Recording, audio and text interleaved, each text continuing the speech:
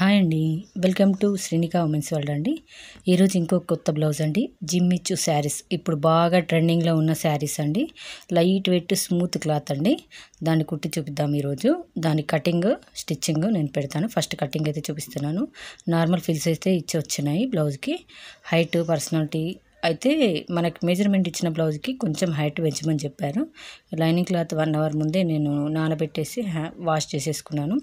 ఇప్పుడు మంచిగా నీట్గా ఐరన్ చేసేసుకుందాము. మీకు ఇలాంటి వీడియోలే కావాలనుకుంటే మన యూట్యూబ్ ఛానల్ని సబ్స్క్రైబ్ చేసుకోండి. మన యూట్యూబ్ ఛానల్ వచ్చేసి శ్రీనిక ఉమెన్స్ వరల్డ్ అని ఉంటుందండి.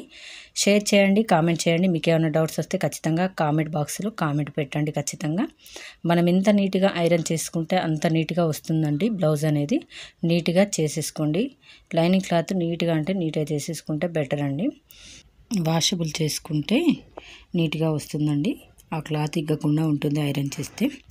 ఓకే అండి, నేను బ్లౌజ్ మొత్తం కట్ చేశాను. మీకు బ్లౌజ్ కటింగ్ కావాలంటే ఖచ్చితంగా నాకు కామెంట్ బాక్స్లో కామెంట్ పెట్టండి. నేను ఆల్రెడీ లైనింగ్ క్లాత్ అతకబెట్టేసుకున్నానండి. మిగతా క్లాత్ని నేను కట్ చేసేసుకుంటున్నాను. మెయిన్ ఫ్యాబ్రిక్ రౌండ్గా కట్ చేస్తున్నాను. మీకు కావాలి అనుకుంటే ఖచ్చితంగా నాకు షేర్ చేయండి, కామెంట్ చేయండి. ఓకేనండి. ఇప్పుడు ఆల్రెడీ నేను అతకబెట్టేసాను బ్యాక్ సైడ్. చాలా జాగ్రత్తగా కట్ చేయాలండి. ఎందుకంటే ఏ ఒక్క అటు ఇటు అయితే జిమ్మిచ్చు క్లాత్ అండి.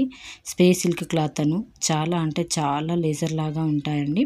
అవి అటు ఇటుగా అయితే మనకి కొంచెం కూడా బ్లౌజ్ సెట్ అనేది కాదు.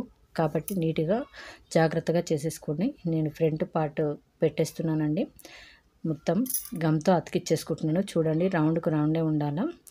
కొన నుంచి పెడుతున్నానండి. కార్నర్ మాత్రమే పెడుతున్నాను గమ్ము. ఎందుకంటే ఇది బాగా డెలికేట్ క్లాత్ కాబట్టి ఖచ్చితంగా కనిపిస్తుంది మనం పెట్టే డాట్స్ అనేటివి. కాబట్టి మనం మొత్తం కార్నర్ నుంచే పెట్టుకోవాలండి. కార్నర్ నుంచి పెట్టుకొని నీట్గా అది మనకి రైట్ సైడా లెఫ్ట్ సైడ్ అనేది కూడా చూసుకోవాలి. క్లాత్ కూడా సీదా ఉల్టా అనేది చూసుకోవాలి ఖచ్చితంగా.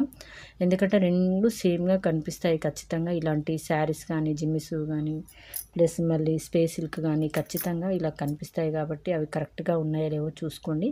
లేదా మనకి ఉల్టా వైపు మనం ఒక మార్కర్ వేసుకుంటే ఈజీగా అతక పెట్టుకోవడానికి, కట్ చేయడానికి చాలా ఈజీగా ఉంటుంది. మనం అతికిచ్చేటప్పుడు అతకట్లేదు చూడండి క్లాత్కి. ఆ క్లాత్ కూడా లేసి పైకి వస్తుంది. కాబట్టి కొంచెం స్లోగా చేసుకోండి.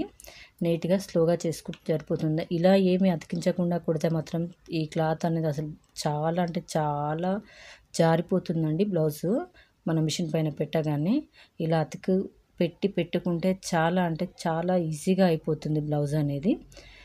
నేను మొత్తము ఎక్స్ట్రా క్లాత్ అనేది కట్ చేస్తున్నాను చూడండి. ఆ క్లాత్ కట్ చేస్తే సగం బ్లౌజ్ మనకి కటింగ్ ఇక్కడే అయిపోతుందండి. చూడండి, మళ్ళీ మనం రెండు కూడా కరెక్ట్గా ఉన్నాయా లేవా అనేసి చూసేసుకొని పెట్టేసుకొని ఇప్పుడు బ్లౌజ్ కూడా మనము అతికించేసుకుందామండి. కొన్ని వాటికి నేను అతికించను, కొన్ని వాటికి అతికిస్తాను. ఈ లేస్ వాటికి అతికించేసుకుంటే బెటర్ అండి. లేస్ దగ్గర ఒక స్టిచ్ చేసేసుకుంటే సరిపోతుంది మనకి. నేను పెట్టినట్టుగా 1/2 ఇంచ్ మలపడానికి ఉంచుతాను చూడండి. ఆ క్లాత్ని మనం ఐరన్ చేసేసి అటువైపుగా తింపేయండి. సేమ్ దీన్ని కూడా అలాగే మనము 1/2 ఇంచ్ పైకి ఇట్లా తింపేసి మడత దానిపైన ఐరన్ చేసేసుకొని దాన్ని ఇప్పుడు మనము గమ్తో అతికించేసుకోవాలి. క్లాత్కి గమ్ పెట్టేసుకోవాలి. అది కూడా కార్నర్ నుంచే పెడుతున్నాను చూడండి. కార్నర్ నుంచి పెట్టేసుకొని మెయిన్ ఫ్యాబ్రిక్ అనేది పెట్టేసుకుంటే మనకి హ్యాండ్స్ కూడా అయిపోయినట్టేనండి. ఒక కుట్టేసుకుంటే హ్యాండ్స్ అయిపోయినట్టే. ఇప్పుడు హ్యాండ్స్కి లేస్ ఇచ్చారు. లేస్ని వదిలేసి పెట్టాలి. లేస్ పైన మనకు స్టిచ్చింగ్ అనేది రాదు కాబట్టి లేస్ని వదిలేసి లైనింగ్ క్లాత్ అనేది లేస్ పక్క నుంచి వచ్చేలాగా పెట్టాలి.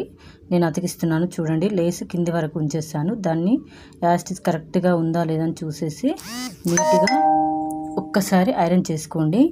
అది అటు ఇటుగా అయితే కూడా ఫ్యాబ్రిక్ మన ఐరన్కి వచ్చేలా ఉంటుంది. కాబట్టి ఖచ్చితంగా కొంచెం చూస్తూ చేసుకోండి. చాలా అంటే చాలా స్మూత్ అండి. ఆ గమ్ మనకు అంటుకుంటే మనకే పైకి వచ్చేలా ఉంది. కింది నుంచి పై వరకే అని చేయండి. కింది నుంచి పై వరకు ఆ లేస్ నుంచి అక్కడి నుంచి పైకి ఇలా అంటూ ఉంటే స్టిప్గా కూర్చుంటుందండి. చూడండి, కింది నుంచి పై వరకు అలా అంటూ ఉంటే ఫ్యాబ్రిక్ అనేది కాటన్ క్లాత్కి ఈజీగా అతుక్కుంటుంది. ఇప్పుడు ఇటువైపుగా చూసుకోండి. లేస్ ఎంతవరకు ఉందో అంతవరకు వదిలేసి నేను మెయిన్ ఫ్యాబ్రిక్ అతికించేసాను. సైడ్స్కున్న ఎక్స్ట్రా క్లాత్ కూడా వదిలేసి కట్ చేస్తున్నాను చూడండి. అక్కడ అతకలేదు. మళ్ళీ ఇంకోసారి అలా ఐరన్ బాక్స్ పెట్టేసి నేను దాన్ని అతికించేస్తున్నాను.